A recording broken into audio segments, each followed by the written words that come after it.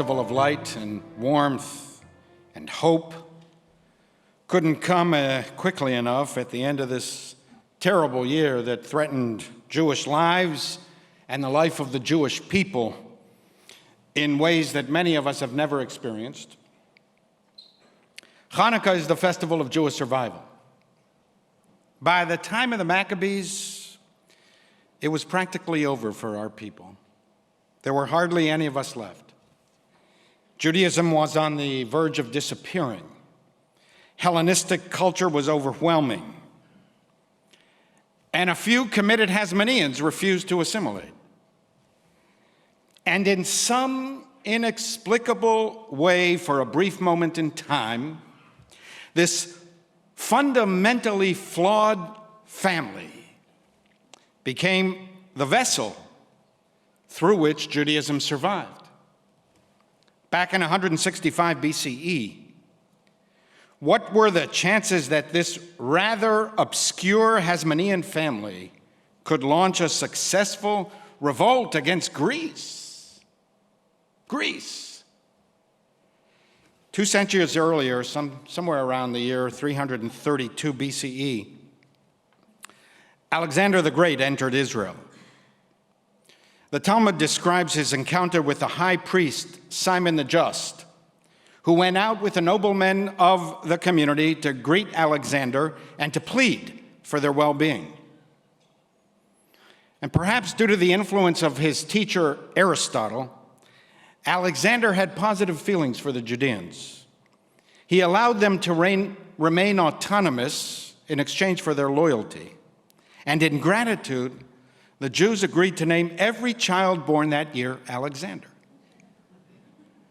To this day, Alexander is a popular name for both boys and girls. Popular Jewish name. According to legend, before embarking on his Persian campaign, Alexander consulted the oracle at Delphi.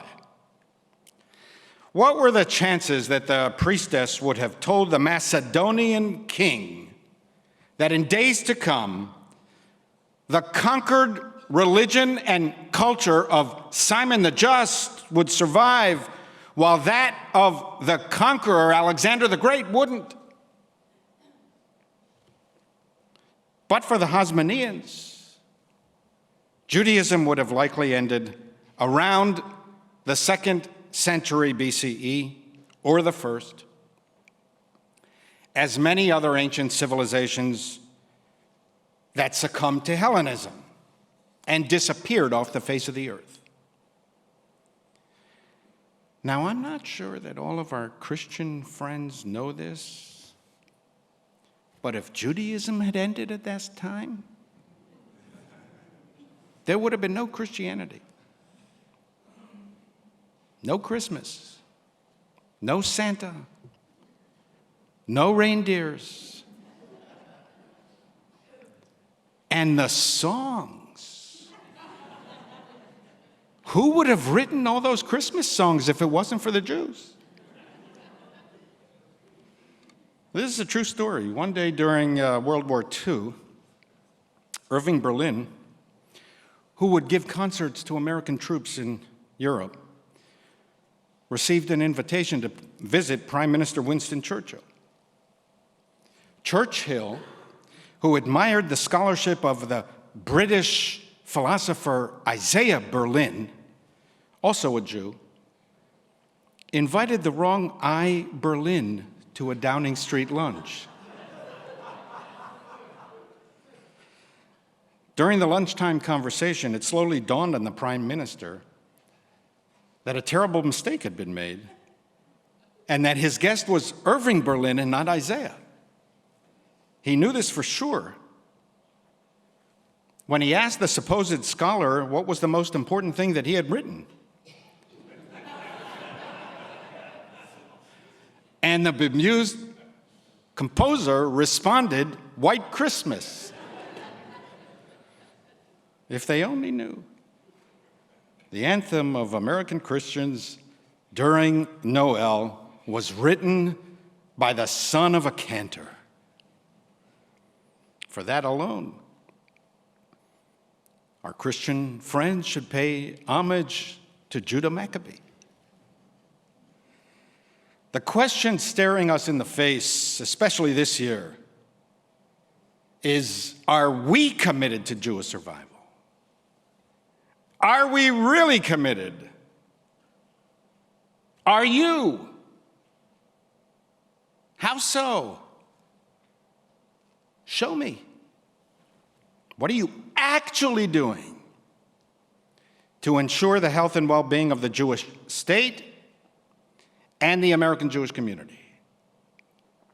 Have you prioritized Judaism in your daily routines and charitable contributions?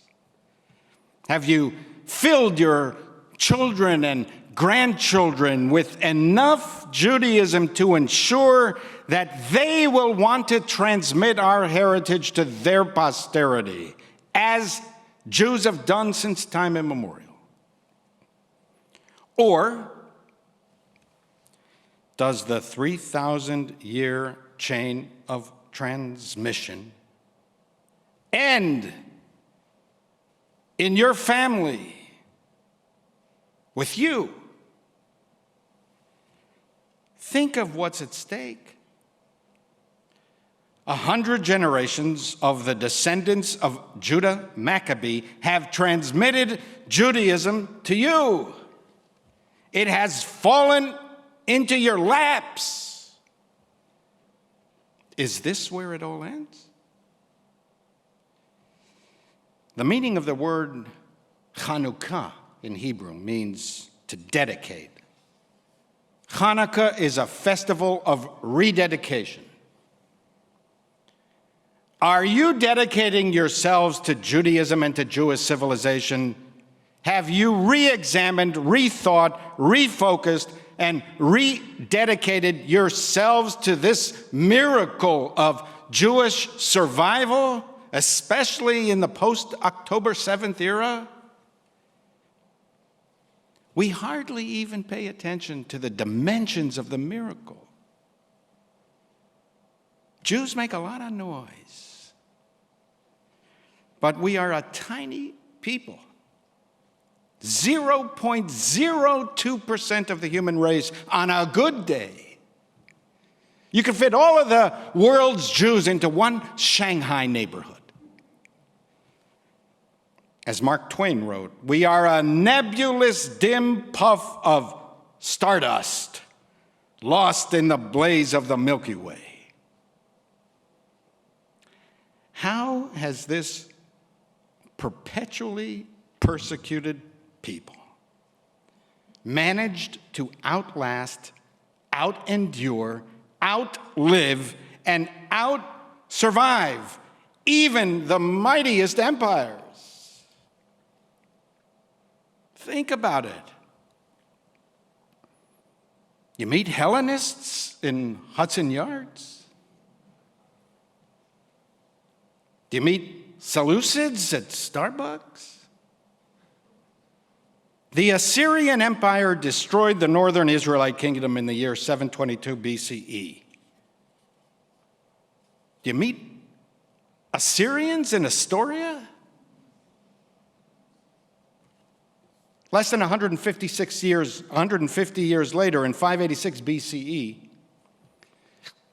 the Babylonians destroyed the southern kingdom of Judah and the Jerusalem temple. You ever had lunch with a Babylonian in Brooklyn? The Philistines made war on ancient Israel for centuries. Are there Philistines in Flatiron? Hittites in Harlem? Chaldeans in Chelsea? Sumerians in Soho? Nabateans in NoHo? Have you sat near a Canaanite at Carnegie Hall? Have you ever been to a movie with a Moabite in Midtown Manhattan? Even the great empires of antiquity are all gone. The Egyptian, the Babylonian, and the Persian rose, filled the planet with sound and splendor, then faded to dream stuff and passed away. Twain wrote. The Greek and the Roman followed and made a vast noise, and they're gone. Other peoples have sprung up and held their torch high for a time, but it burned out, and they sit in twilight now or have vanished. I met a traveler from an antique land, wrote the poet Shelley, who said, 2 vast and trunkless legs of stone stand in the desert. My name is Ozymandias, King of Kings. Look on my works, ye mighty, and despair.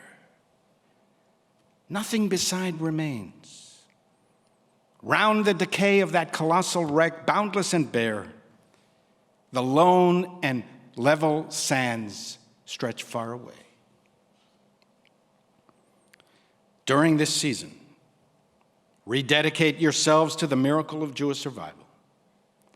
As you gaze into the lights of the menorah, feel the hope of renewal, that even in the darkest days, even during this, the most unsettled Chanukah season that many of us have ever experienced, rededicate yourselves to the proposition that the earth will be filled again with light.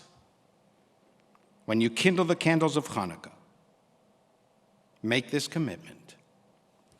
There will be Jews in my family for the next generation and generations to come. As I received Judaism from my ancestors, so I will transmit Judaism to my descendants. And be proud of who you are.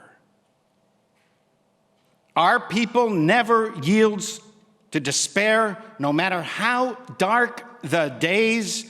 We affirm that light will shine on us and on all humanity. And a word to all those who dream of a world without Jews: we ain't going anywhere. We've seen your ilk since the beginning of time. We have outlived them all, outlasted them all, and we will still be here long after your hateful ideology passes away from this world. I always feel a surge of religious spirit at this time of the year. I sense a special atmosphere, at least for a brief moment in time, when almost everyone takes off from work, when we go to houses of worship and have holiday observances at home, when the entire world seems as if it's searching or yearning for some special spirit, I too get inspired.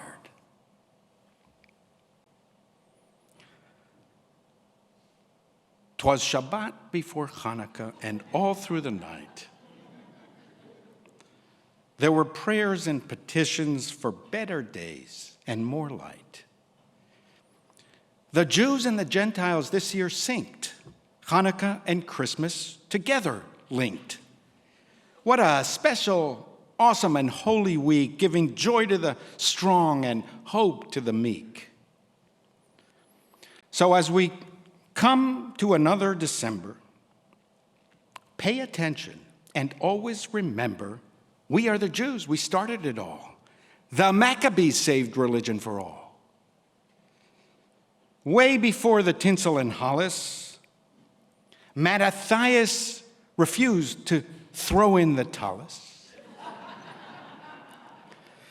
Before Hamas, the Houthis, and Hezbollah, and way before Christmas-Ka, the Maccabees fought and won the war and finally managed to settle the score. Freedom wherever folks sit, that was the spark on that day that was lit. This is what we commit today. Freedom for us and those far away.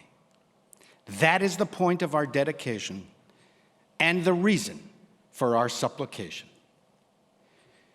So give thanks for your blessings and get down on your knees and then go out to the local Chinese. Or better yet, serve all invitees lox and bagels and mountains of cream cheese. Break out the box of colorful dreidels. Tell the handsome men and beautiful maidels, no sadness, no worry, nothing blue, just latkes and donuts and kugel, too. No need to bake, boil, or broil.